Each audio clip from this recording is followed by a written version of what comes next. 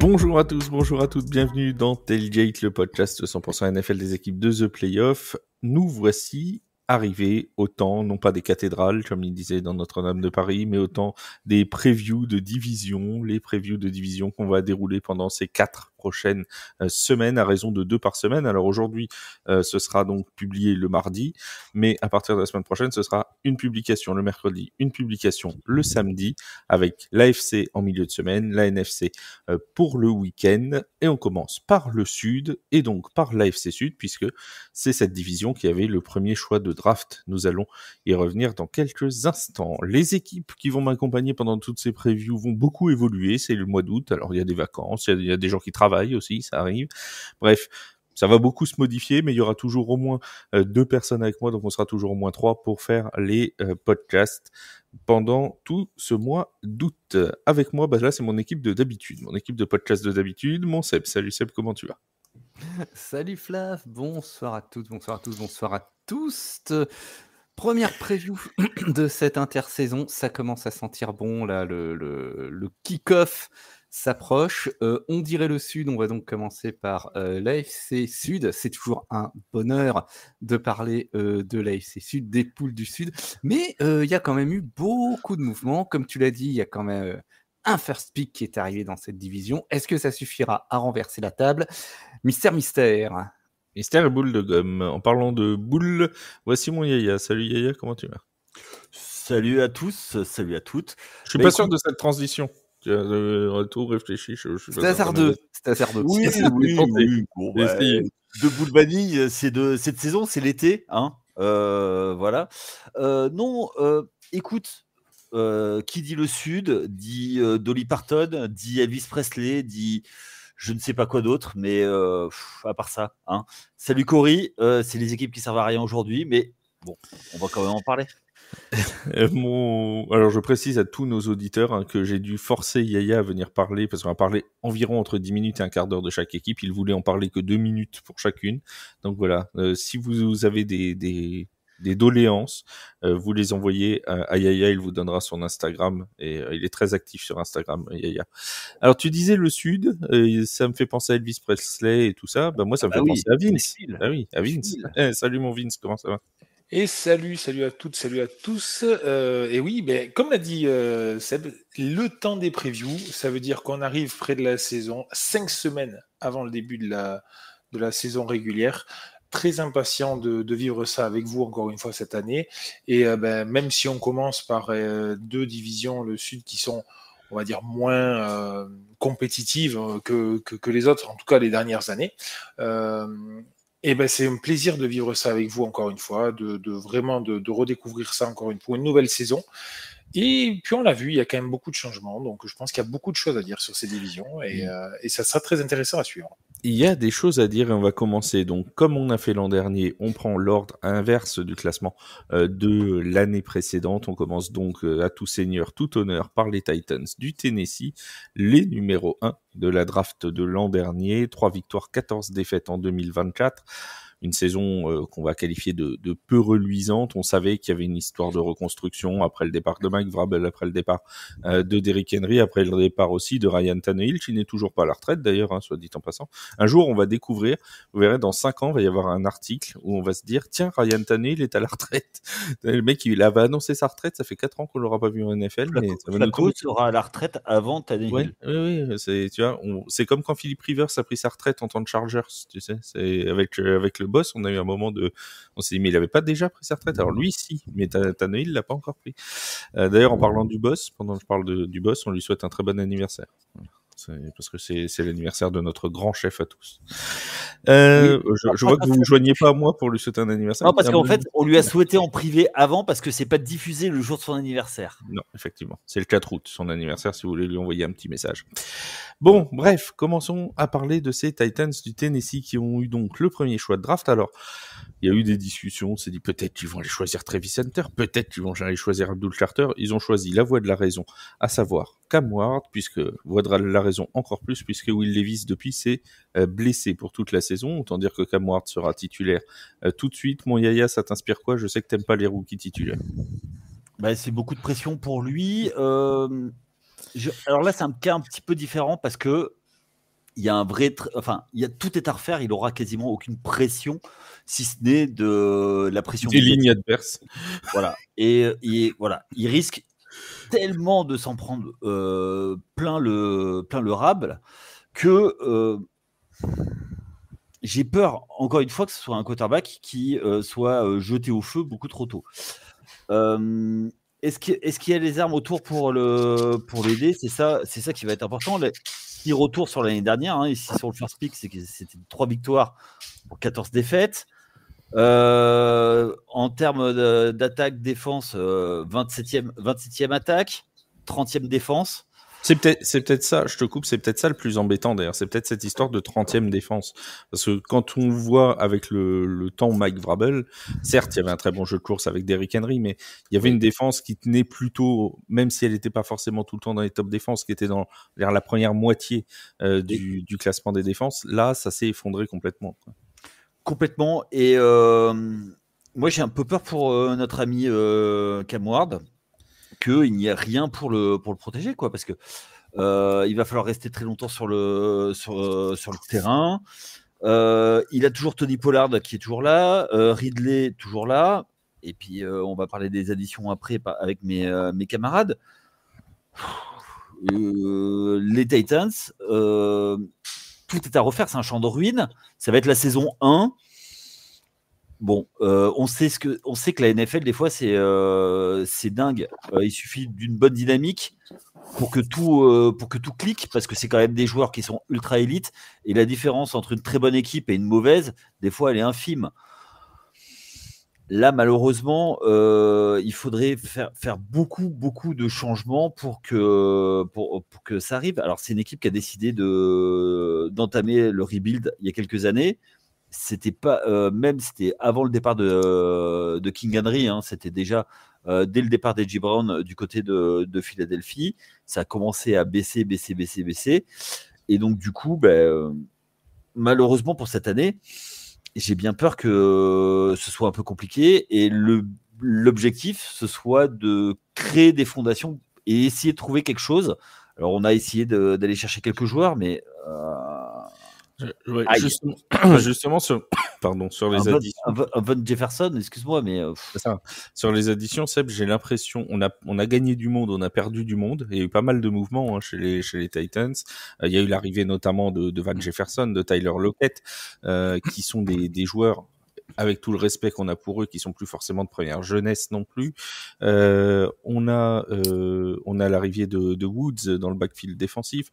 Il y a eu des arrivées, il y a eu aussi des départs, mais on n'a pas l'impression que cette équipe se soit forcément améliorée drastiquement par rapport à l'an dernier.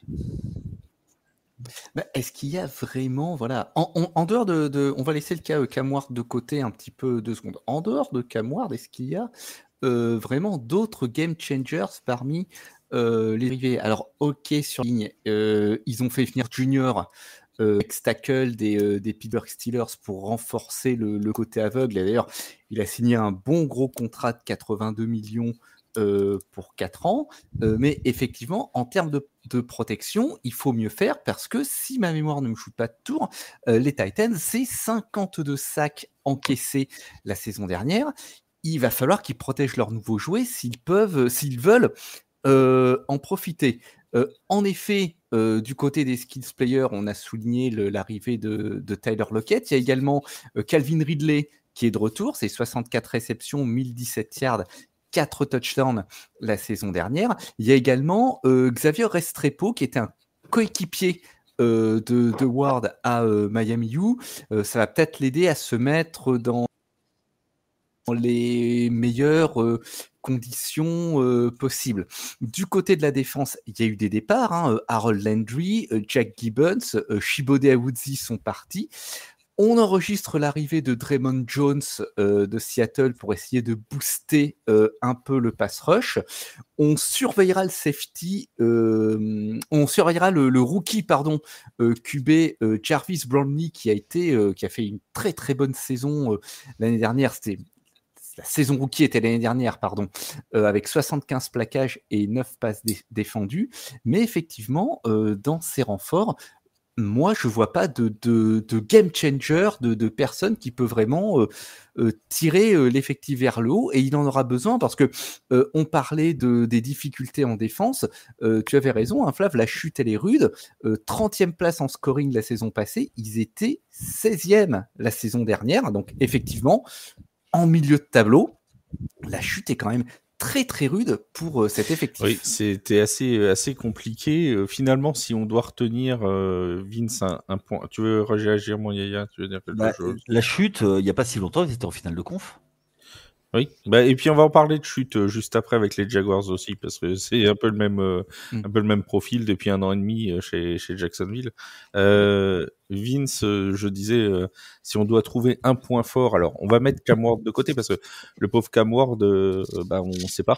On sait pas, malheureusement, ça peut très bien marcher à la Jayden Daniels de l'an dernier, comme ça peut aussi nous faire un prospect un peu moins à succès, je ne vais pas en citer pour pas leur faire offense, mais on en connaît tous. Il y a peut-être Tony Pollard quand même sur lequel peut s'appuyer Cam Ward. Ils peuvent s'appuyer sur un jeu de course qui ne sera pas comme celui de Derrick Henry, hein, on va pas se mentir. Mais Tony Pollard reste un joueur capable de faire des différences parce que dans le corps de receveurs, c'est tout de même assez faible. En fait, effectivement, l'année dernière, on en a parlé, ils sont dégringolés à la 27e position au ranking offense par équipe. Ils étaient très très mauvais à la passe, puisqu'ils étaient 26e, mais ils étaient quand même bien meilleurs à la course, et puisqu'ils ont fini dans les 20 premiers. Donc c'est là, alors c'est pas exceptionnel, hein, les 20 premiers, attention, mais c'est quand même le jeu qui leur a tiré un petit peu, qui a permis de les tirer un petit peu en avant. Après, moi je vais surtout regarder cette année la ligne offensive. Pourquoi ? Parce que là, il y a Cam Ward, forcément. Ça va être compliqué. Il va falloir le protéger. Il va falloir qu'il prenne ses marques. Il va falloir qu'il arrive à trouver ses marques. Et en plus, Tony Pollard va pouvoir profiter aussi de cette ligne pour faire des blocs, se développer, faire des sorties en tracé, pourquoi pas. Donc, ce sera vraiment la ligne offensive qui va être vraiment particulière pour l'attaque. Pour la défense, Seb en a parlé, la perte des 3 joueurs qui sont Awuzie, Gibbons et Landry, c'est des grosses pertes parce que ce sont des vétérans qui marchaient bien, qui avaient des très bonnes stats et qui faisaient tourner cette défense. Sur une défense où en plus de ça, il y avait énormément de faiblesses. J'ai noté quelques stats, mais ce sont les pires en termes de... ce sont les premiers. Par contre, ils étaient premiers en défense en termes de yards concédés l'année dernière. Aussi bizarre que ça puisse paraître, c'est l'équipe qui a concédé le moins de yards de la saison. Pourquoi ? Parce que c'est aussi l'équipe qui a récupéré, où les opposants ont récupéré la balle le plus haut sur le terrain, en fait. Ça, c'est un problème. C'est un gros problème, c'est-à-dire que l'attaque n'arrive pas à avancer, perd la balle très vite, et donc en plus de ça, on donne les ballons. Pourquoi ? 13 turnovers. 13 fumbles, 34 turnovers sur la saison. C'est les premiers en termes de turnover. 34, c'est énorme. Ça veut dire 2 par match. 2 turnovers par match. Je veux pas te contredire, mon cher Vince, parce que ta démonstration est parfaitement vraie. Sauf qu'ils étaient 2e et non pas 1er en nombre de yards concédés par match. Il y a les Eagles qui font mieux avec 278. Ah, pardon, excuse-moi. Effectivement, oui, les Eagles. Et en plus, j'avais noté 2, j'ai dit, pardon, tu as raison. Mais bon, la démonstration est bonne quand même. Mais donc, en fait, le problème, c'est qu'ils perdent trop de ballons en attaque. Trop de ballons trop rapidement. Et donc, en fait, les attaques adverses débarquent beaucoup trop loin sur le terrain et c'est beaucoup plus facile de mettre une attaque en place quand c'est comme ça. J'ai noté encore autre chose, c'est au niveau des pénalités, que ce soit en attaque ou en défense, c'est beaucoup trop pénalisé. 132 pénalités sur la saison, l'année dernière, juste pour l'attaque. 132 pénalités pour l'attaque, c'est énorme. C'est les deuxièmes en NFL. Et en défense, c'est les 4e aussi à être pénalisés en défense sur la défense. Ça fait beaucoup trop de choses. Il va falloir prendre beaucoup plus de maturité sur le terrain, se poser, réfléchir, développer Cam Ward, et ça passe pour moi par une ligne offensive. Et alors, vous voulez une bonne nouvelle pour les fans des Titans qui nous écoutent? Parce que oui, il y a des bonnes nouvelles même pour les fans des Titans. Nous, on est comme le Père Noël, il y a des cadeaux pour tout le monde. Ils ont le 4e calendrier le plus facile de la NFL cette année. Et ça, c'est déjà une bonne nouvelle. Le problème, c'est que toutes les équipes qui jouent contre les Titans se disent aussi la même chose. Ah, c'est bien, on a les Titans dans notre calendrier. Donc bon, toute la division, déjà, la division. Hein, voilà. Ils jouent la division, ils jouent les Browns, ils jouent les Saints, ils jouent les Raiders, ils jouent les Patriots. Bon, ils vont aussi jouer les Broncos, les Chiefs, les Rams et les 49ers. Hein, donc bon, c'est pas forcément évident non plus. Tout le calendrier est pas facile. Mais si on prend la force du calendrier, alors c'est pareil, la force du calendrier est calculée par rapport aux chiffres de l'an dernier, évidemment. Et quand on prend par exemple les Patriots, forcément on dit là actuellement c'est considéré dans les adversaires faciles, sauf que se prendre les Patriots cette année, à mon avis, ça va être une autre paire de manches que ceux de l'an dernier. Alors les Patriots, ils ont on aura le temps d'en parler, t'inquiète. Ils ont un gros problème, c'est que Wake a dit qu'ils allaient gagner la division. Donc bon. Panique pas, il y a un podcast AFCS qui nous attend avec Wake et toi, on aura largement le temps de parler des Patriots. Fan des Patriots, ne manquez pas cet épisode fin août, hein, je vous le dis tout de suite, ça va être sympathique. Bon, on va passer aux Jaguars de Jacksonville, puisque eux aussi ont terminé en difficulté la saison dernière, 4 victoires, 13 défaites seulement. Donc 4 victoires seulement et 13 défaites quand même pour les Jacksonville Jaguars. Je le disais, c'est une véritable descente aux enfers, Seb, cette équipe de Jacksonville. On se rappelle de leur performance en play-off il y a 2 saisons de ça maintenant. Et il y a eu cette coupure de la moitié de saison 2023 où ils étaient en course pour être first seed de l'AFC. On se rappelle de ce podcast qu'on avait fait, on s'était dit les Jaguars peuvent-ils être first seed de l'AFC? Et badaboum, tout a dégringolé depuis ces 5 victoires sur les 23 derniers matchs. C'est une catastrophe. Alors cette année, ils ont décidé de ramener de la nouveauté et notamment un nouveau coach. Juste pour avant de parler, Seb, quand même le mauvais œil de The Playoff, quand même, il est fort.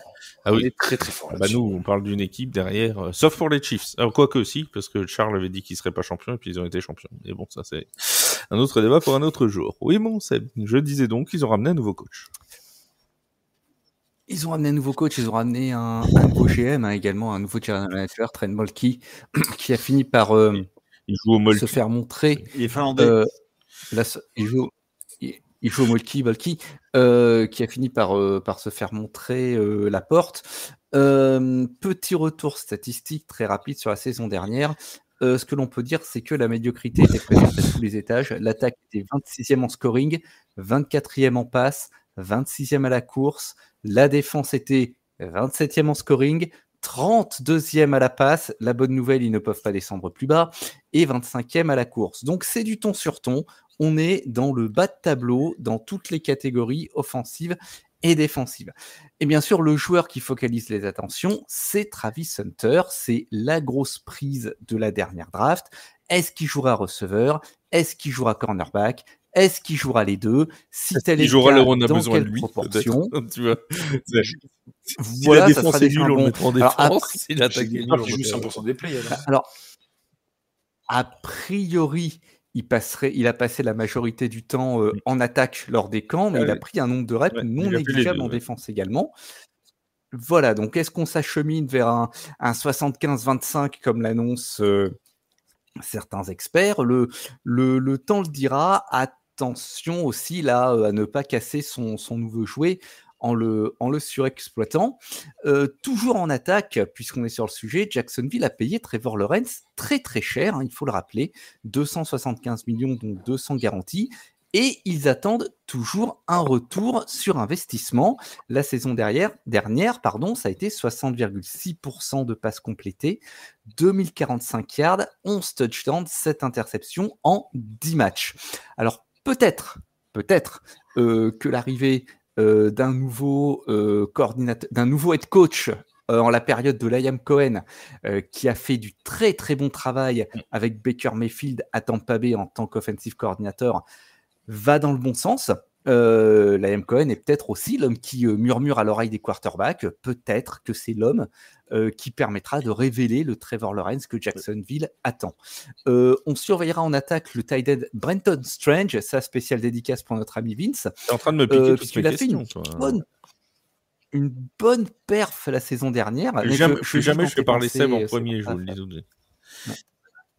Il a fait une bonne perf la saison dernière. Du coup, on a pu se passer d'Evan Engram, ça fait de la place dans le cap, et il ne faudra pas s'étonner si Brenton Strange il se retrouve à 800 yards à la fin de la saison. Parmi les départs notables, Christian Kirk, qui a été échangé aux Texans, le centre Mitch Morse, qui a pris sa retraite, mais on pourra retrouver notamment Brian Thomas, en receveur, qui a été de la satisfaction de 2024, avec 1282 yards en 87 réceptions.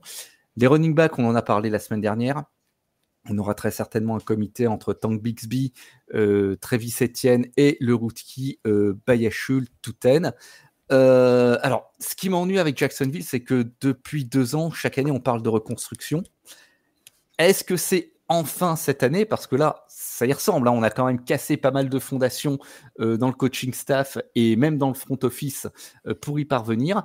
Le temps le dira. C'est une équipe qui a des atouts, mais qui nous a tellement habitués à nous décevoir que je la regarde d'une façon très circonspecte. Je sais qu'Yaya, il est un peu pareil. D'ailleurs, tu parlais de Mitch Morse. Je ne sais pas si vous avez vu, il s'est reconverti comme radio dans un bateau. Il envoie des messages en morse depuis. Alors, je pensais qu'il était sur un iceberg. Bon, ouais, voilà. ça aurait pu aussi avec des longues dents. Bref, oui. Mon Yaya, toi, je sais que t'es pareil, Jacksonville. T'y crois ou t'y crois pas cette année? Je sais que t'as toujours du mal avec cette équipe. Tu t'y crois pas. Je te vois dans tes petits yeux vitreux.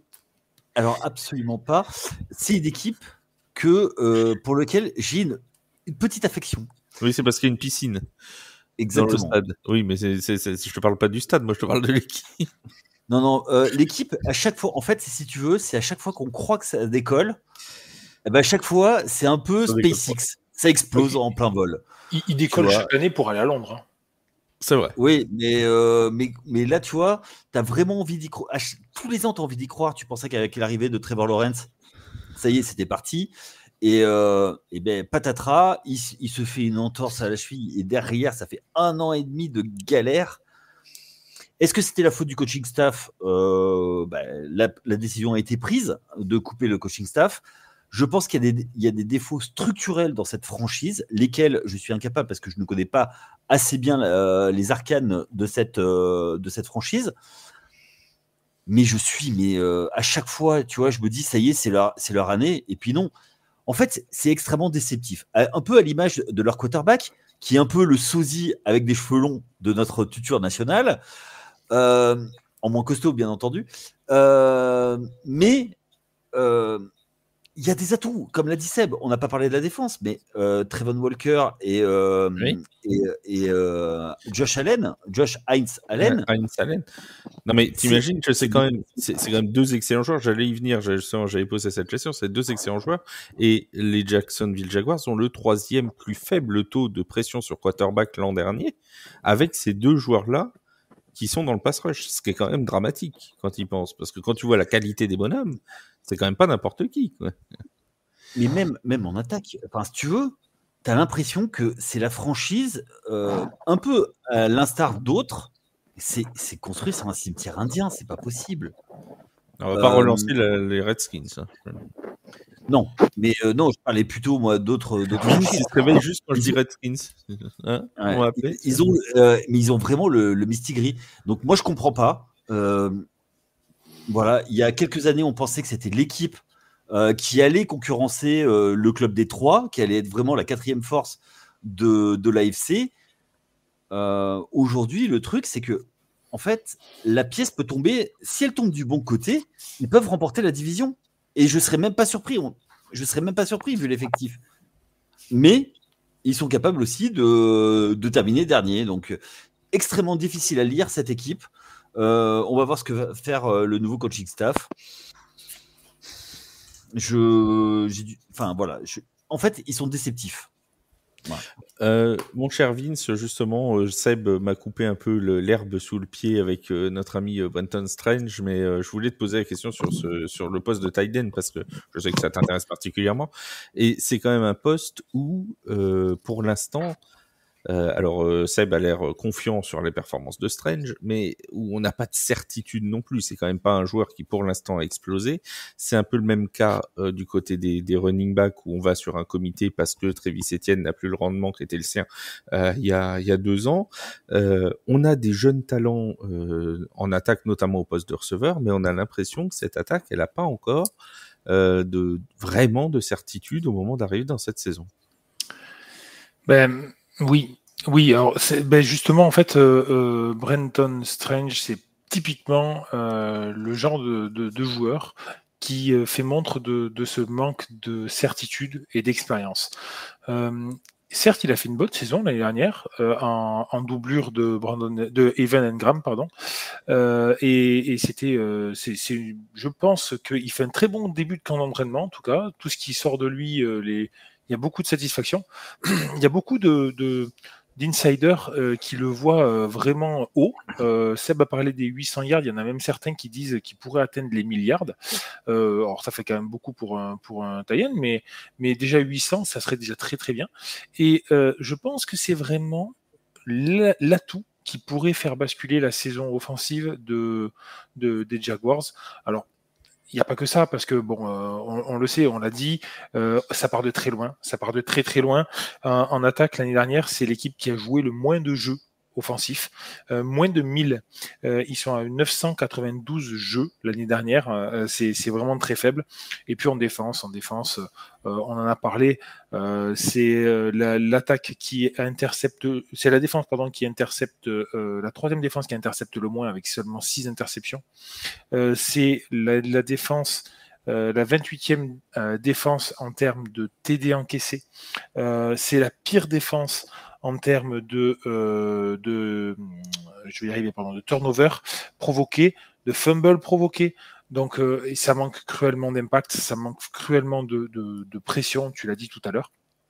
Et je pense que le cumul des deux fait que en fait, la défense n'étant pas sur le terrain, l'attaque n'étant pas sur le terrain, en fait, au final, ils s'épuisent tous les deux. Il y a énormément de rotation, ils n'arrivent pas à mettre en place leur jeu. Et c'est là où l'arrivée d'un nouveau coaching staff, l'arrivée en essayant de casser un petit peu les choses, va pouvoir permettre, je l'espère, à cette franchise d'avancer, parce que c'est vrai qu'ils sont dans un marasme assez profond depuis pas mal d'années. Voilà, c'est assez décevant, et j'imagine que les fans des Jags ont envie de voir un peu mieux que le spectacle proposé de ces dernières années. Moi, j'y crois. Je sais pas pourquoi cette année. Mais moi aussi. Moi, j'y crois. Moi, cette année, j'y crois un petit peu Liam plus. Cohen va faire un... Je le sens bien, moi, Liam Cohen. Je vous le dis. Après, de là à être positif, peut-être pas, mais... Je pense que on en reviendra à la fin, à la toute fin, on fera les prédictions par division, enfin, de la division. Mais je pense que cette division peut être beaucoup plus serrée qu'elle ne l'a été l'an dernier, entre les Colts, les Jags et les Texans. C'est pas très compliqué. Alors, entre les Colts et les Texans, on va en parler, mais les Colts ont quand même pas été loin des playoffs l'an dernier. Si c'était pas raté à New York, c'était pas... et à New York aussi, dans le fameux match qu'ils devaient surtout pas perdre, parce que personne ne les voyait perdre chez les Giants, et ils ont perdu quand même. Même les Giants voulaient pas gagner. Donc, ils ont réussi à gagner quand même, c'est ça qui est dramatique. C'est le seul match qu'ils ont réussi à gagner. D'ailleurs, ils leur font refourguer Daniel Jones au passage. Ah bah non, il était déjà plus là, je sais qu'il était déjà plus chez vous. Bon, tiens, parlons un peu de ces Colts d'Indianapolis. 8 victoires, 9 défaites la saison dernière, et je le disais, aux portes des playoffs pendant jusqu'à 3 semaines de la fin, quelque chose comme ça. Ils étaient encore en course 2 ou 3 semaines quand ils ont joué contre les Giants. Et puis, tout s'est effondré, j'ai envie de dire, à la Colts ces derniers temps, hein, c'est-à-dire que on s'est retrouvé tout d'un coup avec un château de cartes qui s'effondre complètement. Cette année, on repart sur une nouvelle saison avec... Visiblement, mon cher Yaya, je vais te faire parler toi en premier parce que c'est toi qui avais levé le lièvre, si j'ose dire, lors du dernier podcast, une incertitude au poste de quarterback. Aujourd'hui, ce lundi 4 août, on a eu la première depth chart, une non officielle des Colts avant le premier match de pré-saison. Et qu'est-ce qui est marqué dedans? Ils sont très forts. Ils sont très Il est marqué quarterback, Anthony Richardson ou Daniel Jones en numéro 1. Il n'y a pas marqué de quarterback numéro 1, ce sera l'un ou l'autre. Alors, Anthony Richardson, l'an dernier, c'est seulement 47%, 47,7%, je vais lui reporter crédit, % de passes complétées. C'est 8 touchdowns, 12 interceptions, si je ne dis pas de bêtises. Daniel Jones est arrivé. Il aura possiblement une meilleure ligne offensive que ce qu'il avait du côté de New York. Est-ce que Daniel Jones peut réussir à Indianapolis? Peut-il réussir? Alors, avec une question comme ça, forcément, la réponse ne peut être que oui. Peut-il? Oui. Va-t-il le faire? Je ne sais pas. Je n'ai pas de boule de cristal. La seule chose, c'est qu'effectivement, je pense que surtout, pour moi, la vraie question sur le choix du quarterback, c'est le coach, Station, qui va peut-être avoir un petit peu le feu derrière. Donc, du coup, est-ce qu'il va s'entêter avec Anthony Richardson qui, dès qu'il voit un mur et une porte, il va pourquoi prendre la porte? On va aller foncer droit dans le mur, et surtout, si on peut se blesser, c'est encore mieux. Donc, tu vois, j'ai l'impression, tu vois, que c'est un peu Willy le Coyote. C'est-à-dire que dès qu'il y a un truc, il se le prend direct sur le museau. Après, à côté de ça, effectivement, du coup, ils ont pris une assurance avec Daniel Jones, sachant que quand il a eu une ligne, la seule saison où il a eu une ligne, il a fait une saison très correcte. Il a même été en playoff, il a même gagné un match en playoff, ce qui n'est pas chose aisée pour tout le monde. Donc, du coup, Daniel Jones, oui, il a vraiment une grosse carte à jouer cette saison. Il va falloir qu'il remette cette équipe dans l'axe. Est-ce que c'est possible? Est-ce que c'est faisable? C'est autre chose. Tu parlais de ligne offensive, il y a toujours Quentin Nelson, le garde gauche, qui est un des joueurs les mieux notés en termes de ligne offensive. On sait que de tout temps, enfin depuis quelques années, la ligne offensive est plutôt performante du côté d'Indianapolis. Il n'y a pas de raison que ça se passe mal. Après, ça va être, encore une fois, est-ce que Station ou Steichen, je ne sais pas. Steichen, je crois. Voilà. En fait, il nous écoute pas de toute façon. Il nous en tiendra pas hier. Comment il va coacher et quelles décisions il va pouvoir prendre avec la pression qu'il va avoir, et est-ce qu'il va avoir la pression? Parce que, mine de rien, il était arrivé pour faire passer un step à cette équipe quand Frank Reich est parti. Et du coup, l'équipe, elle est toujours dans le ventre mou. C'est-à-dire qu'elle n'est jamais horrible. Ça fait quelques années, elle n'est pas horrible. On pensait qu'ils étaient à un quarterback d'y arriver. Ils ont changé de quarterback pendant tous les ans, pendant 3 ou 4 saisons, voire plus. Je me souviens plus. Et donc, du coup, en fait, le problème, il est plus profond que ça. C'est-à-dire que ou il passe un step maintenant, ou alors on reste dans la médiocrité. Et le problème, c'est que dans le sport américain, et la NFL encore plus, soit tu es très mauvais, soit tu es très bon. Et très bon, ça veut dire aller en playoff et passer des tours. Et là, tu peux construire des choses. Si en revanche... Comme en podcast, en fait. Voilà. Moi, j'ai pris que des très bons. Oui, c'est ça que voilà. Oui, c'est pour ça que Arthur on a essayé des très mauvais, mais on a pris des très bons. Mais voilà. Après, il y a des joueurs, il y a un peu tout. Il faut que ça clique. Et c'est pour ça que je te dis qu'il y ait des joueurs quand même, parce que c'est un des non, mais des bons joueurs, tu vois. Taylor, on va voir ce que ça va donner cette année, parce qu'il commence à vieillir. Jonathan Taylor, Pittman, qui est un receveur côté. On va voir. On a de quoi faire. Il y a Tyler Warren aussi au poste de tight end notamment. On va parler un petit peu de défense aussi, parce que la défense, l'an dernier, c'était la 28e en nombre de yards concédés, de yards moyens concédés. Et je ne sais pas si... Le saviez-tu? C'est pour Seb. Le saviez-tu? C'est la première fois depuis... que l'équipe était entraînée par Chuck Pagano en 2017, je crois, si je dis pas de bêtises, la dernière année de Chuck Pagano, 2017, que les Colts ont été dans les 5 derniers en nombre de yards concédés sur une saison. Donc ça remonte quand même un petit peu, ça fait un petit peu. Et alors le gros problème de cette défense l'an dernier, c'était les plaquages manqués, 157 plaquages manqués, sachant que la deuxième pire équipe, c'est les Raiders avec 134. Donc ça fait quand même 23 de plus pour les Colts. Et forcément, quand tu rates 157 plaquages dans la saison, 9 par match, c'est énorme. Ouais, ça sent pas bon, mon Vince. Hein. Ben, c'est énorme, 9 par match, c'est monstrueux. Alors, oui, cette défense doit vraiment s'améliorer. C'est une nécessité pour cette équipe. L'attaque a plutôt pas mal tourné l'année dernière, alors moyennement quand même, mais en termes de rushing yard, ils étaient dans les 10 premiers, puisqu'ils étaient 7e en tentative, 8e en yard, 7e en TD et 8e en yard par tentative. Avec 8 yards par tentative sur le rush, c'est vraiment pas mal. Par contre, à la passe, ils étaient vraiment en dessous. L'effet clairement de leur QB, Richardson, qui tentait beaucoup de courses de lui-même, et forcément ça ouvre beaucoup d'espace quand on a à la fois un QB coureur et à la fois le rusher qui est Jonathan Taylor. Jonathan Taylor, pardon, j'ai oublié. Justement, Jonathan Taylor, avant de revenir sur la défense, il ne faut pas oublier que on parle beaucoup de ce match contre les Giants qu'ils ne doivent pas perdre, mais le match, j'en ai parlé tout à l'heure, à Denver, ils gagnent à un moment donné de 10 points. Taylor rentre dans la end zone avec le ballon, sauf qu'il lâche le ballon, un demi-yard avant la end zone, et Denver fait une remontée folle.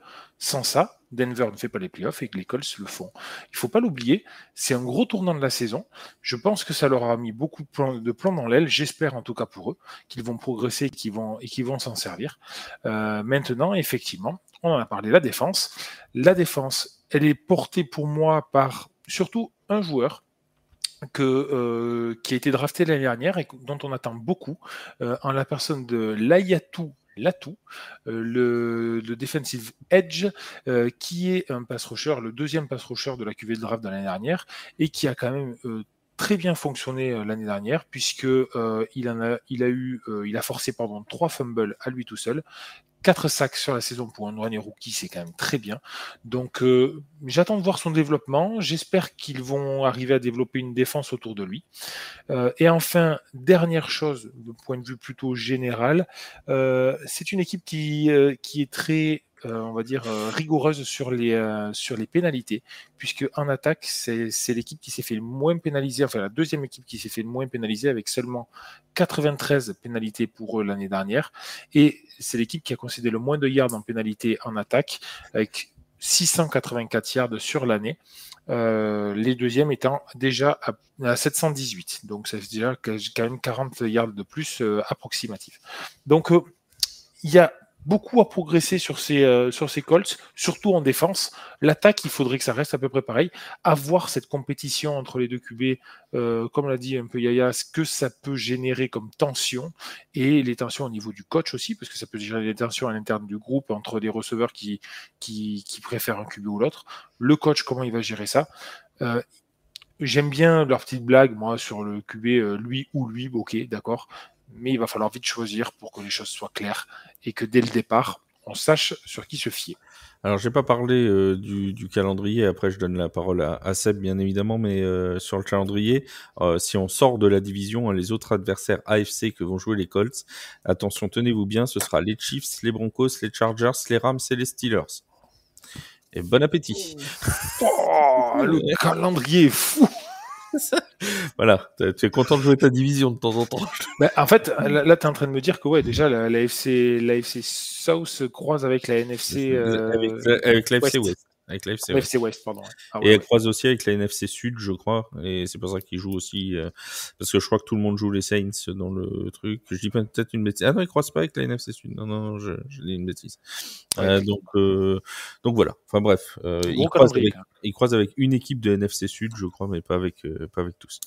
Enfin bref, toujours est-il que ça va être assez compliqué pour nos amis des Colts. Alors, mon cher Seb, ces Colts d'Indianapolis, on l'a dit, c'est une équipe sur lequel en fait, on ne sait pas trop sur quel pied danser avec eux. C'est un peu comme les Jaguars. C'est pour ça que ça va rendre les choses particulièrement intéressantes pour l'an prochain. Tu les vois comment, toi? Parce qu'on n'a pas parlé de toutes les additions. Ils ont perdu Julian Blackmon, leur safety. Et ils sont allés renforcer le backfield défensif avec Cam Bynum, avec Charvarius Ward, que tu connais bien, toi, du côté des 49ers. Voilà, ils ont mis l'accent vraiment sur ce backfield défensif, visiblement au moins dans les additions de free agency, quoi. Oui, absolument. Arrivée de Charvarius Ward et de Cameron Bynum, comme tu l'as dit, qui vient de Minnesota. Il y a une question sur les postes de linebacker, puisque pendant les camps, on a vu Zaire Franklin et Jalen Carlis, deux starters quasi indiscutables, passer beaucoup de temps sur la touche. Donc, il y a des observateurs qui se demandent s'il y a une raison de s'inquiéter. Et si le poste de linebacker, ça ne sera pas le talon d'Achille de cette défense. Alors, une défense qui a été statistiquement assez médiocre, il faut bien le dire, la saison dernière, et qui leur a certainement coûté une grande partie de leur saison. Je voulais rajouter un petit quelque chose sur l'Ayatou Latou, par rapport à ce qu'avait dit mon collègue Vince à l'instant. Effectivement, il faut faire une petite comparaison avec l'autre pass rusher de la draft de l'année précédente, c'est Jared Verse. L'Ayatou Latou, il a forcé trois fumbles, il a fait 4 sacs. Il a forcé un fumble de plus que Jared Verse. Il a fait quasiment autant de sacs. Verse en a réalisé 4,5.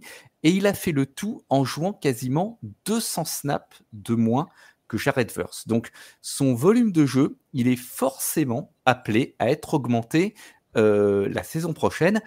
Et s'il est sur ce type de productivité, on a peut-être potentiellement un nouveau monstre sur un poste de defensive end, si le développement se passe dans le bon sens. Dans le positif, du côté de l'attaque, il y a quand même un jeu de course très solide sur lequel s'appuyer, 8e l'année dernière, avec une fois de plus Jonathan Taylor qui a fait, ma foi, qui a été Jonathan Taylor, avec plus de milliards parcourus au sol, 1431 pour être précis. Un Alec Pierce en receveur qu'on cite pas assez, à mon sens, 37 réceptions, 824 yards, 7 touchdowns et surtout une moyenne hallucinante de 22,3 yards par réception. Ça vous pose quand même un gros avaleur de terrain à la verticale. Le point, on le sait tous, c'est le poste de quarterback. Comme l'a dit Yaya, la compétition semble véritablement ouverte. Comme tu l'as dit, Flav, pour le moment, on n'est pas plus avancé avec cette première semi-annonce de roster. Daniel Jones, il a son destin professionnel entre les mains. C'est à lui de prendre cette place et la compétition est réellement ouverte. D'ailleurs, le faire venir, c'était pour mettre un petit peu de pression saine sur Anthony Richardson. Mais si le club ne parvient pas vraiment à se décider et à séparer les deux dans la course à la titularisation, j'ai peur que Richardson bénéficie d'une prime à l'ancienneté. Et le souci que j'ai, c'est que ce jeune homme, il a disputé une quinzaine de matchs seulement en 2 saisons. Et que quand tu es occupé à guérir de tes blessures, tu n'es pas occupé à travailler ton football. Donc j'ai peur que son développement soit à nouveau chaotique. Ouais, et puis c'est la régression entre l'année 1 et l'année 2 qui peut faire peur aussi, parce que faut voir quand même dans quel sens ça va repartir. Quand tu passes de 60% de passes complétées à 47,7, alors on sait qu'Anthony Richardson a un jeu particulièrement risqué. C'est quelqu'un qui va chercher des gros jeux, tout ça. Donc forcément, c'est pas quelqu'un qui fera une saison avec 72% de passes complétées. Ça, on peut déjà en être certain. Mais est-ce que ça prend en compte les passes complétées aux adversaires? Ben non. Ça s'appelle une interception. Voilà. C'est une autre catégorie statistique. Voilà. Généralement, c'est comme ça. Et encore que les interceptions ne prennent en compte que celles réceptionnées vraiment par les adversaires et non pas juste droppées par les adversaires, ce qui peut arriver aussi. Mais ça peut arriver aussi de ça son s'appelle une côté. passe défendue, c'est autre chose. Voilà, c'est encore une autre catégorie statistique. Nous vous ferons la liste des catégories statistiques. Voilà. Il y en a beaucoup. Un panel d'experts, on vous dit, à The Playoff.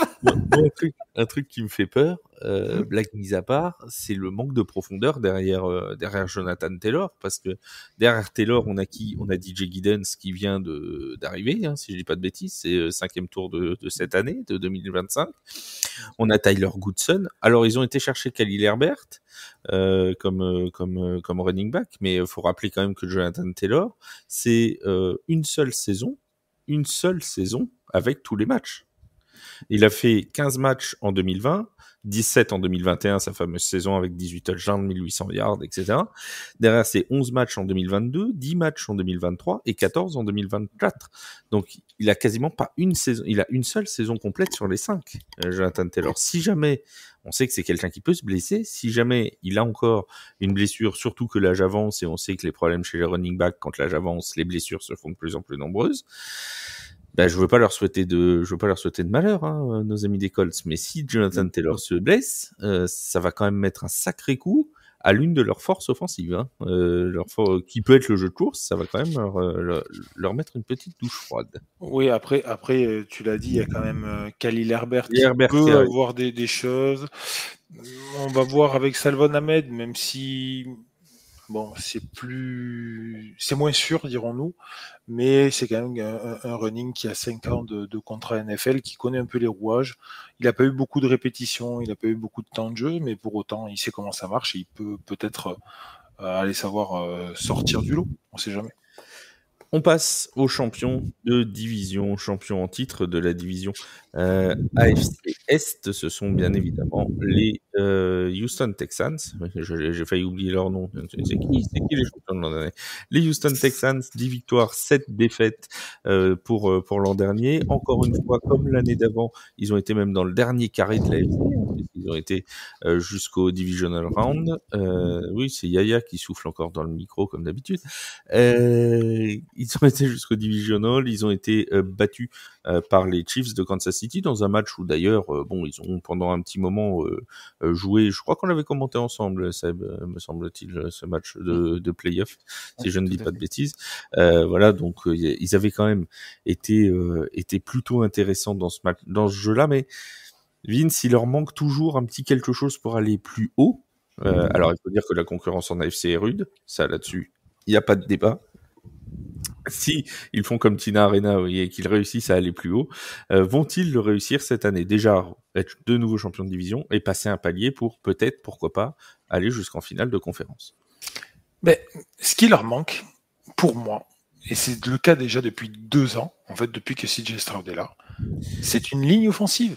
Il leur faut une ligne offensive. La clé de la saison va être... Oui, mais la clé de la saison va être dans la capacité de protéger CJ Stroud.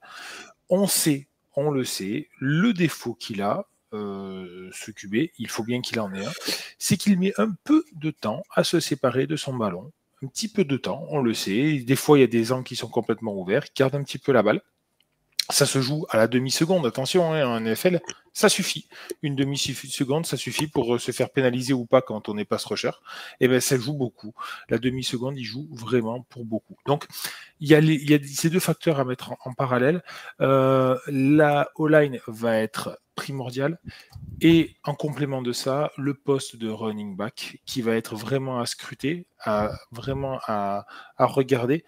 En attaque, l'année dernière, les Texans, ils n'étaient que 19e de la NFL. Hein, c'est pas non plus fifou, comme dirait l'autre. Alors, tu parlais de running back, je te coupe juste dessus, donc on en a parlé de ça. Cette année, il y a donc Joe Mixon et Nick Chubb. Là aussi, si vous aimez les infirmeries, vous pouvez commencer à ouvrir l'hôpital. Hein, j'allais y venir un peu après, justement. C'était un peu la démonstration que j'allais faire, c'est que ils étaient 19e en offense l'année dernière. En passe, en tentative de passe, ils étaient 11e. Donc c'est quand même, ils ont lancé beaucoup de jeux à la passe pour moins bons résultats, puisqu'ils étaient 21e en yard à la passe et 25e en TD marqué à la passe. Maintenant, sur la course, ils avaient c'est un peu l'opposé, c'est-à-dire qu'à la course, ils étaient 22e en tentative lancée. Par contre, ils étaient plutôt pas mauvais en progression, puisqu'ils étaient 15e en yard, en TD et en yard par tentative. Malgré Malgré une ligne offensive, Oui, mais qui n'est pas excellente. Parce qu'attention, la ligne offensive n'est pas excellente sur le pass-bloc. Ouais, enfin, même sur les ouvertures de course, ça n'a été pas non plus. Je trouve que Joe Mixon, il s'est quand même bien débrouillé tout seul des fois.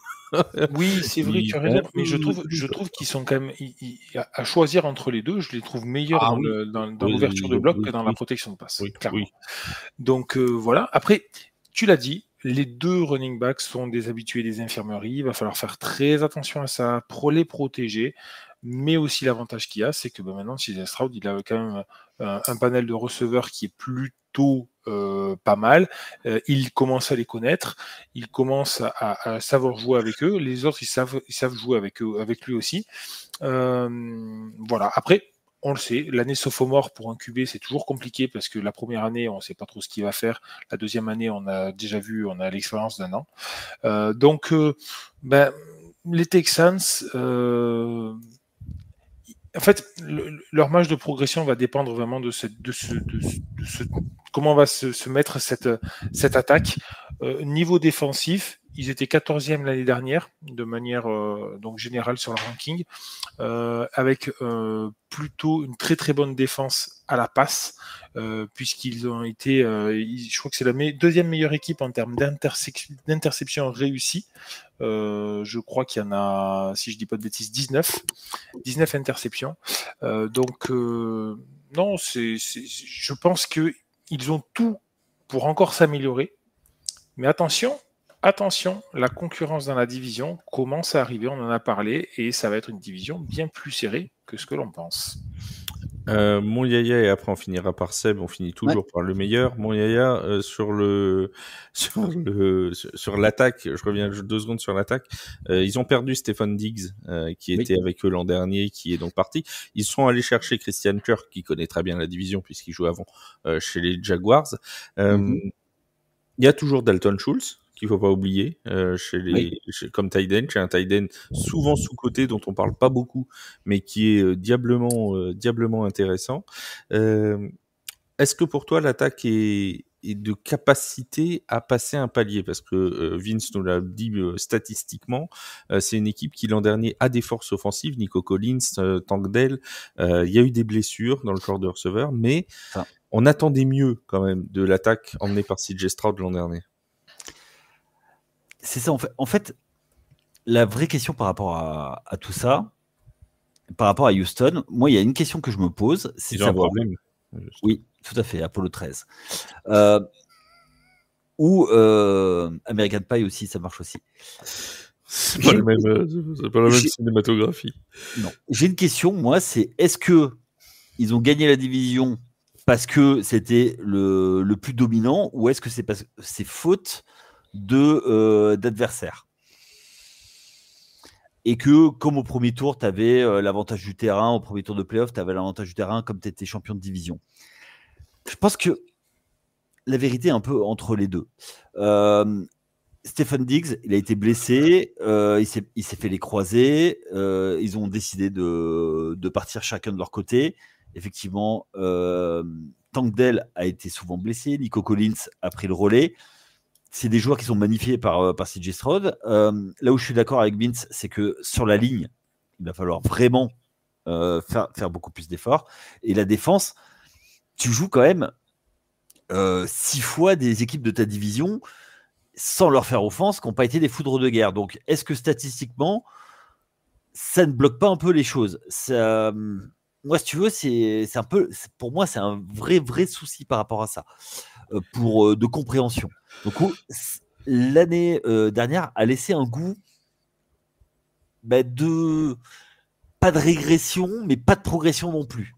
On attend de Houston que ça explose. On est plusieurs fans à espérer qu'ils chamboulent un peu cette AFC qui est un peu établie avec 3 équipes, dont une super équipe, et d'aller les challenger. Et on a l'impression qu'ils sont quand même un petit peu dans le 3e tiers.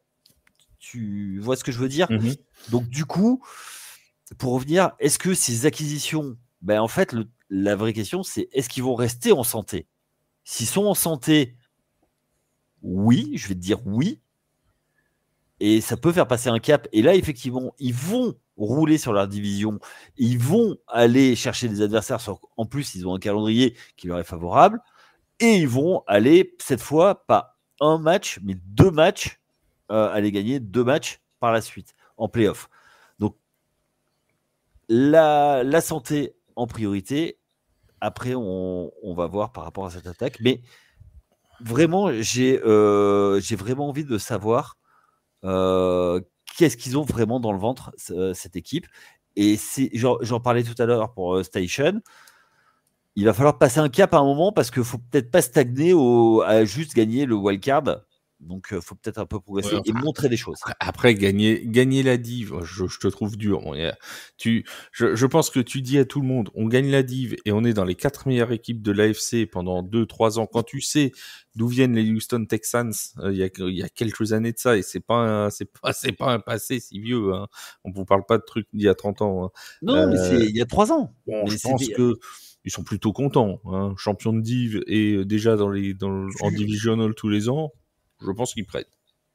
Alors, oui, bien sûr, ils préfèrent aller au Super Bowl, évidemment. Comme on va en reparler, mais est-ce qu'il y a eu vraiment une progression sur l'année 2 de CJ Stroud?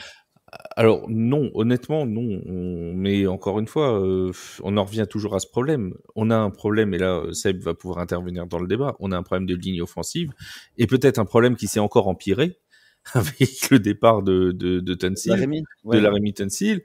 Ils ont perdu un joueur qui en plus était bon. Leur ligne n'était pas bonne. Ils ont perdu un des bons joueurs de leur ligne. Je suis peut-être un peu dur, mais si tu veux passer des steps, il faut être dur. Enfin, faut pas être soft. Tu es soft avec les Titans, pas avec eux. Oui, avec les Saints aussi, mais on parlera la semaine prochaine, dans le deuxième podcast de la semaine. On a donc ce problème de ligne offensive. À l'inverse, on a une défense et notamment un front seven et un pass rush qui paraît quand même particulièrement intéressant, hein, mon cher Seb, puisque on avait déjà Will Anderson Jr. et on a rajouté Daniel Hunter. Voilà, on a Daniel Hunter qui est là, Will Anderson qui est là. Ils sont bien installés, ils sont bien en place chez les Texans. On mise tout sur la défense finalement à Houston. Ça y ressemblerait, hein, comme tu l'as dit, au retour de Daniel Hunter et de ses 12 sacs. Dans le backfield, Derek Stingley Jr. au poste de cornerback est de retour également, 54 plaquages, 5 interceptions. Jalen Pitre, le safety, est de retour également, 65 plaquages, une interception. On a l'arrivée de CJ Gardner-Johnson en provenance de Philadelphie et du cornerback Arthur Mollett. Donc oui, effectivement, la défense semble être la force de cette attaque. Il faudra encaisser moins de points lors des matchs importants, hein, lors des matchs qui comptent justement contre ces adversaires qui sont censés te faire passer un step. Parce que pour mémoire, ils ont par exemple, allez, au hasard, on a un 34-7 enregistré contre une défaite, hein, bien sûr, contre les Vikings du Minnesota, qui à ce moment-là était commencé à se lancer, hein, c'était en 3e journée. C'est pas se permettre de laisser passer contre des prétentions. Ils prennent un catastrophique 31-2 contre les en fin de saison. Pareil, contre des adversaires de ce calibre, c'est des matchs qu'on ne peut pas laisser passer. Donc cette défense, elle s'est quand même bien comportée, hein, dans l'ensemble, dans la saison. 14e en scoring, 6e contre la passe, 11e contre le sol. C'est très honorable, mais il y a ce problème de points encaissés qu'il va falloir absolument résoudre. Un petit retour sur ce que j'ai entendu dire sur CJ Stroud. Effectivement, statistiquement, ça a régressé pour la saison 2. Hein. Il a connu ce qu'on appelle le sophomore slump. Il a lancé 3727 yards contre 4708 son année rookie, 23 touchdowns contre 20. Et il a lancé 12 interceptions alors qu'il n'en avait lancé que 5 la saison précédente. Mais pour prendre ne serait-ce qu'un exemple, il se fait saquer, par exemple, 8 fois contre Kansas City en playoff et il a encaissé 52 sacs au total. Je vois pas comment tu peux développer quoi que ce soit au niveau de ton quarterback quand il se fait casser la figure sur une base aussi régulière. Hein. Ça fait plus de 3 fois par match. Et encore, je n'ai pas le nombre de hits ou de pressions, mais ça doit être quelque chose aussi. Donc effectivement, le trade de la Remington Steele, il fait mal. Cam Robinson arrive. Ils ont également drafté le colossal tackle Aronte Ersery.